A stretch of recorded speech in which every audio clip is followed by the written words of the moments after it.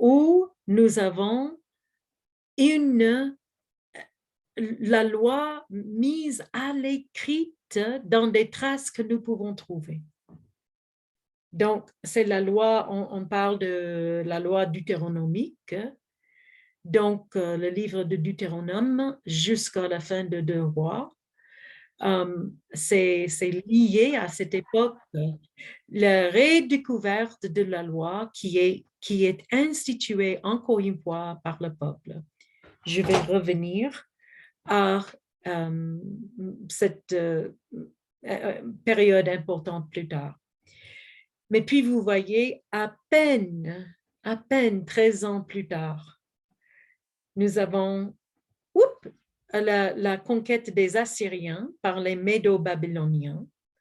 Donc, les Assyriens eux-mêmes, maintenant, sont soumis aux Médo-Babyloniens qui assument leur empire. Donc, ça veut dire aussi le royaume du Nord qui est sous les Assyriens. Et il n'est pas du tout longtemps avant que la Judée tombe aux Médo-Babyloniens. Donc, les dates sont disputées. Quand j'étais à l'école, j'ai écrit 586 comme date de la chute de la Judée aux Babyloniens. Il y a maintenant des personnes qui proposent une date antérieure. Mais donc, c'est pour ça que je l'ai mis les points d'interrogation. Bon, vous voyez que ça dure, leur captivité en Babylone, ça dure jusqu'à 538. En 539, nous avons une autre domination, une autre conquête. Les Perses, sous Cyrus le Grand, vaincre les Babyloniens. Et en 538, événement étonnant, que Cyrus le Grand permet aux Judéens en captivité à Babylone, en Babylone, qu'est-ce qu'on dit? De rentrer en Judée. Un don extraordinaire. Donc, nous connaissons un peu l'histoire. Et à peu près 20 ans, un peu plus que 20 ans plus tard, le temple qui avait été détruit par les Babyloniens est construit de nouveau. Puis nous avons 444, je saute un peu, parce que, et je n'ai pas même noté la date des Perses qui vaincre les Babyloniens. Donc, les Perses, c'est Néhémie est sous les Perses. Maintenant, 444. Ma soeur, quelle que soit la situation dans laquelle tu te trouves, Jésus est la solution. Jésus guérit, Jésus libère, Jésus repositionne.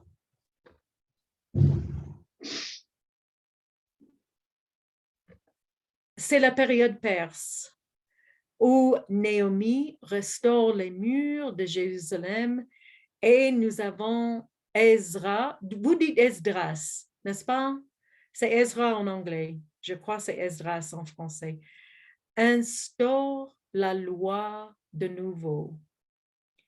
Donc, la loi qui est instaurée de nouveau pendant la période perse est une autre assomption de la loi redécouverte au moment de Joséas, mais qui incorpore aussi des traditions même plus anciennes.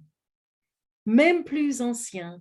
C'est un effort de créer une loi qui est plus compréhensive. 444. Donc, nous avons en 330 les Grecs qui vaincent les Perses sous Alexandre le Grand et le commencement de la domination grecque. Sous les Perses, il y avait une mesure de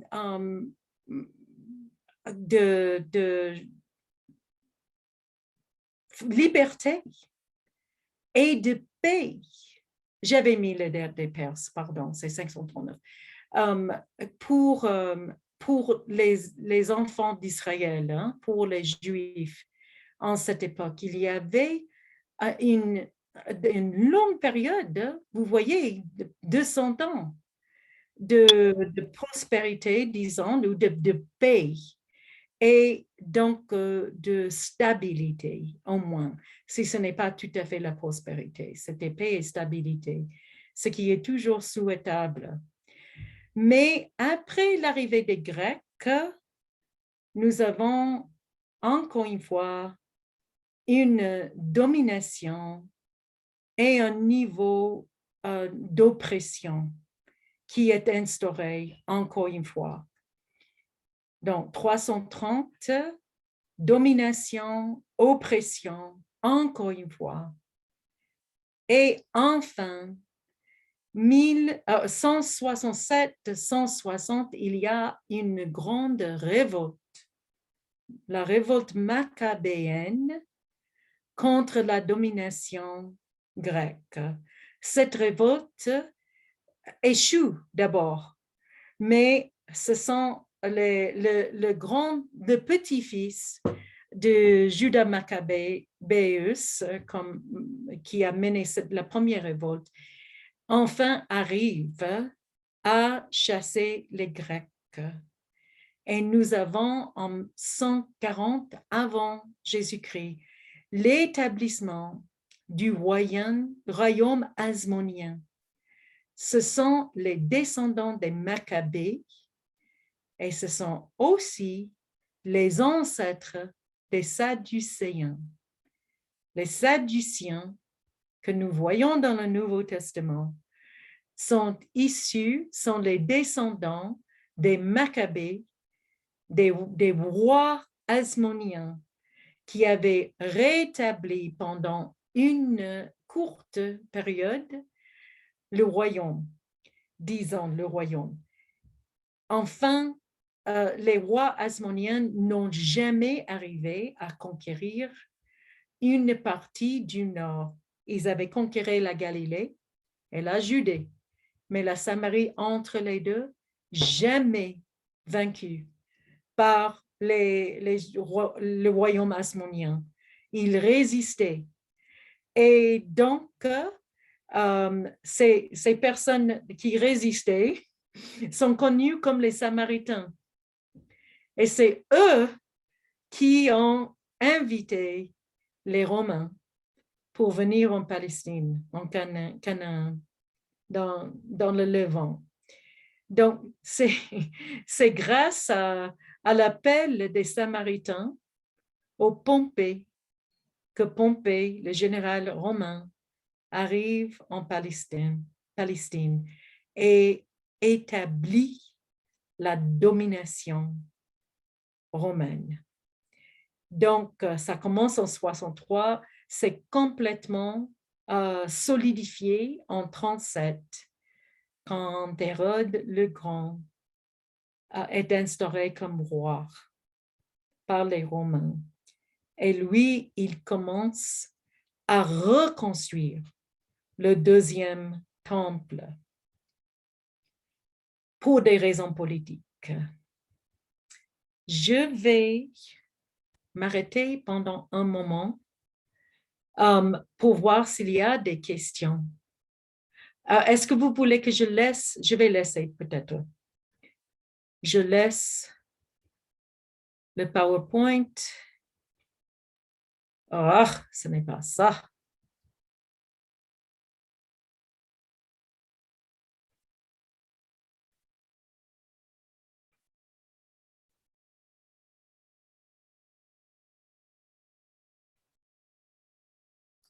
Voilà. Et donc, Jérôme est en train de regarder s'il y a des messages dans le chat. Oui, il y a quelques questions que j'ai prises, mais seulement, on peut poser les questions de vive voix. Ça permet à ceux qui utilisent les téléphones d'entendre ces questions, parce qu'il n'est pas toujours aisé d'aller avec le téléphone, d'aller voir les messages. Et donc, ça permet d'écouter vos questions. Alors, j'avais pris une première question, je ne sais pas s'il y en a eu entre-temps, mais c'est la toute première question avant que vous ne commenciez votre exposé, c'était de faire la différence entre l'islam sunnite et les chiites. OK, on revient. Quand on pense aux Perses, on pense aux chiites actuellement. Donc, très bien. L'islam chiite, donc j'ai dit la grande majorité des musulmans sont des sunnites, la grande majorité dans le monde, qui acceptent le Coran et le Sunna, les hadiths, comme écriture. Mais ce n'est pas neutre politiquement de le faire. Les hadiths ont été utilisés à l'époque pour montrer que la volonté du prophète était que tel ou tel soit son successeur aussi. Donc, il y a une sorte arrière-pensée aussi dans ceci, parce qu'il y avait des conflits par rapport à la succession du prophète Mohammed. Et c'est le deuxième calife qui a été choisi, disons, par les autres puissants au moment de la mort de Mohammed, était, je crois que c'est Omar, je crois. Mais les gens, beaucoup de gens pensaient que c'était pas le bon choix. Et que ce que le prophète voulait vraiment, c'était que Ali, son beau-fils, c'est-à-dire sa fille Fatima Zahra était mariée à Ali. Que Ali devait être le successeur de Mohammed, mais il n'était pas instauré comme successeur. Et donc, la partie de Ali était ceux qui résistaient les mouvements des premiers califes. Enfin, Ali est élu et reconnu comme le quatrième calife, mais il est aussi assassiné. Et puis, depuis ce moment de son assassination, il y a des gens qui refusent carrément de respecter l'autorité des califes qui suivaient Ali. Donc, eux, ils sont la partie d'Ali. Et on les appelle les chiites, parce que Shia, ça veut dire la partie, c'est comme Hezb. Donc, si je comprends, j'espère que je ne me trompe pas en disant cela.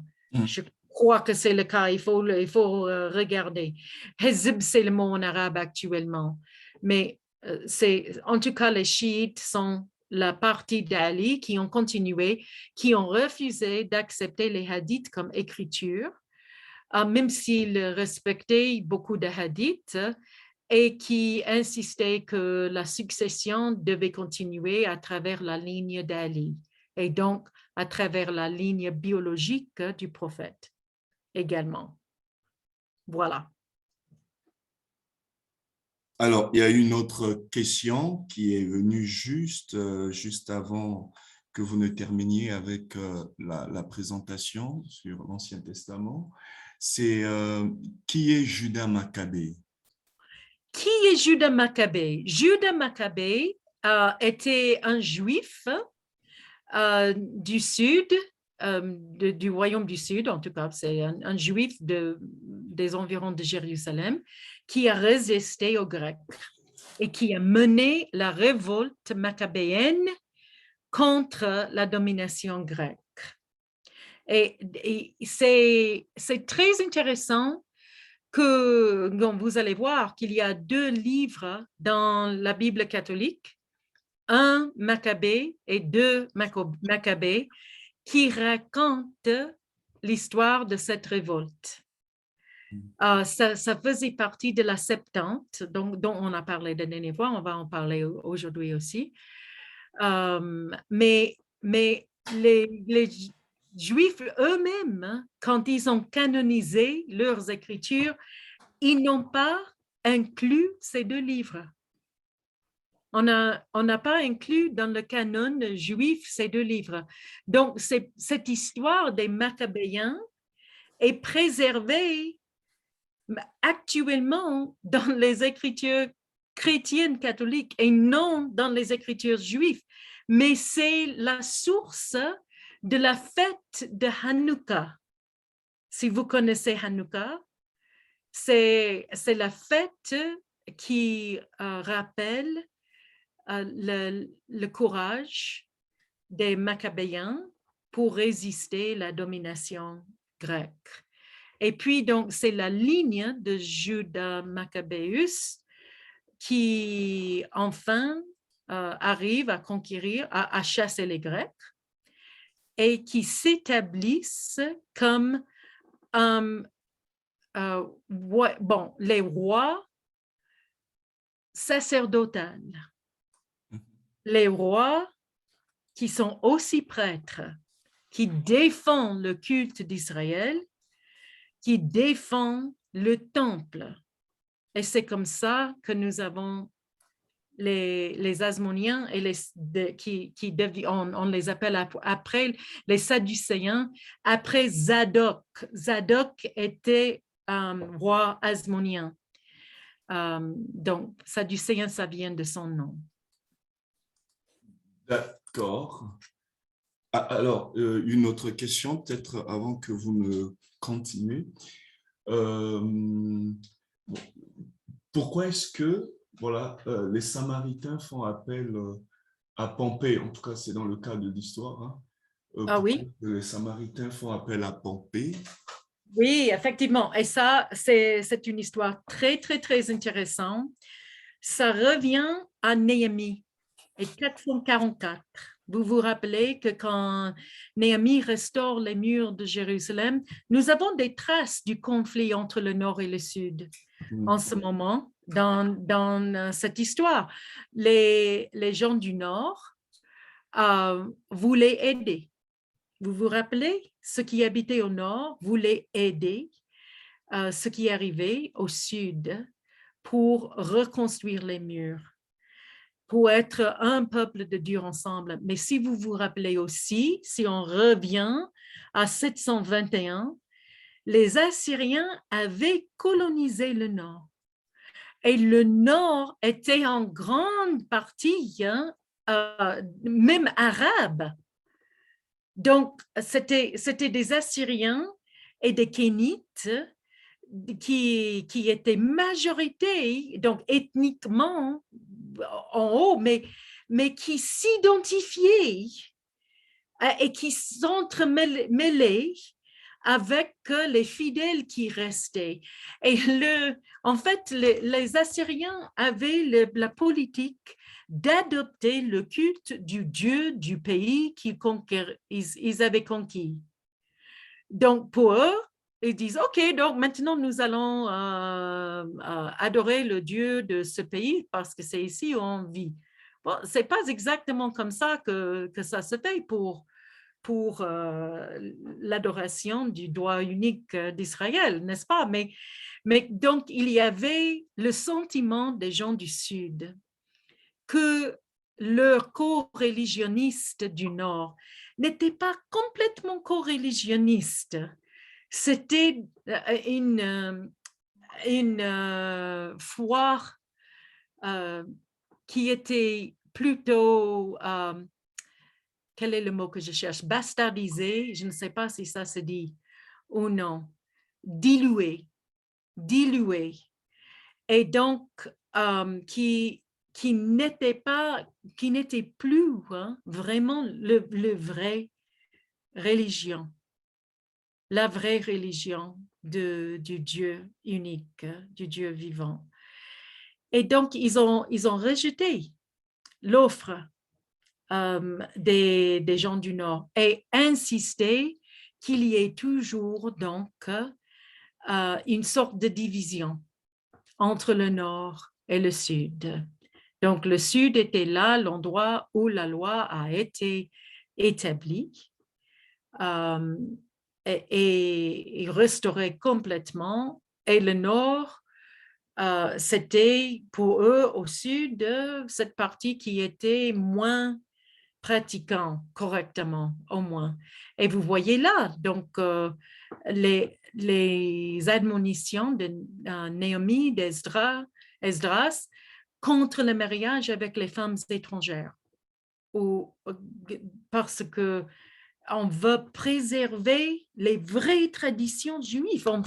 Nous avons maintenant le souci de rester purs et de ne pas être encore une fois, salis par les traditions qui venaient de l'extérieur, comme Jézabel a fait avec Achab. On ne veut plus ça. Nous voulons garder ce qui est vrai, ce qui est pur. Nous avons failli perdu ce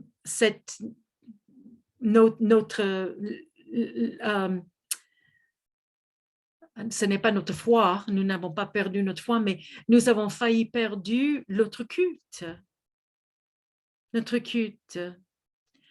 Et nous ne le voulons pas. Donc, le nord était rejeté par le sud en ce moment-là. Puis, les rois hasmoniens, et c'est Alexandre et Aristobule, je crois, les deux premiers, qui ont reconquis Galilée. Eux iront en Galilée pour faire la conquête de la Galilée. Ils arrivent à conquérir la Galilée. Et vous savez, la première chose qu'ils font, c'est de faire circoncis par force toute la population et pour qu'ils soient juifs, hein, et d'insister sur le respect de la loi juive. Et c'est pour cette raison, et il y avait, quand je vous ai dit ethniquement, quand on parle de l'ethnicité, il y avait, la majorité n'était pas purement juif, disons. Il y avait beaucoup d'Arabes, beaucoup d'influence arabe là-bas, mais ils sont devenus juifs. Et c'est pour ça que les Judéens pensaient que les Galiléens étaient moins juifs qu'eux. Les Galiléens, ils ont un sang qui est un peu moins pur, quoi. Et donc, il y avait des Judéens qui refusaient de boire le vin qui venait de la Galilée. Parce que ce n'était pas exactement le vin correct, quoi. Et donc, c'est très intéressant que c'est de cette partie que vient Jésus. Il vient de Galilée, méprisé par les gens du Sud. OK, on arrive aux Samaritains. Quand les rois hasmoniens arrivent à vaincre le Nord, mais parce qu'ils avaient aliéné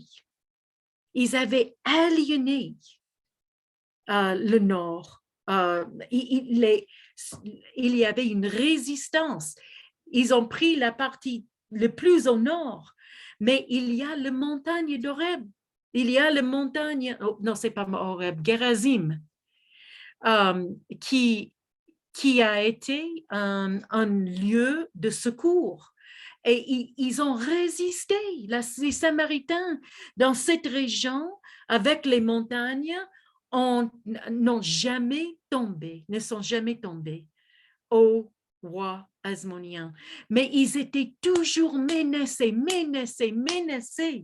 par eux.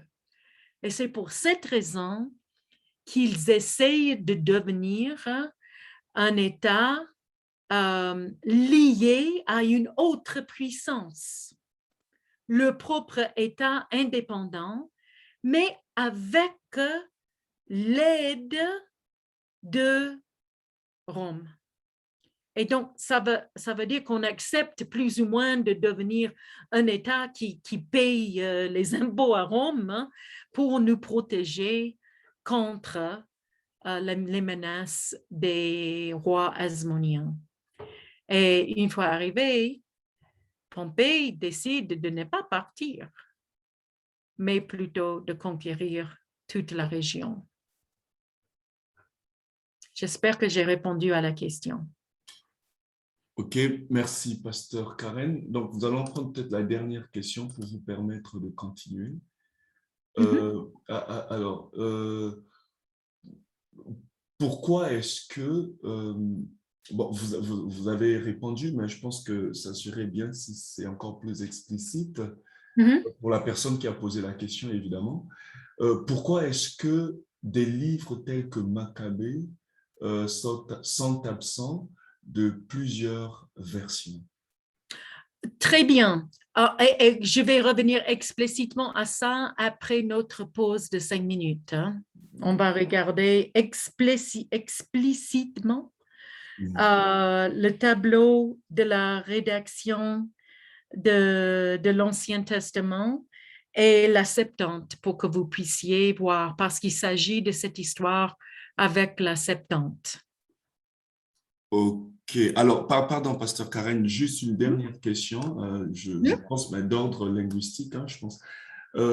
Alors, là, on lit, le sujet dit, j'aimerais savoir s'il y a un lien entre les sunnites et les sunamites. Ma première réaction, c'est de dire non.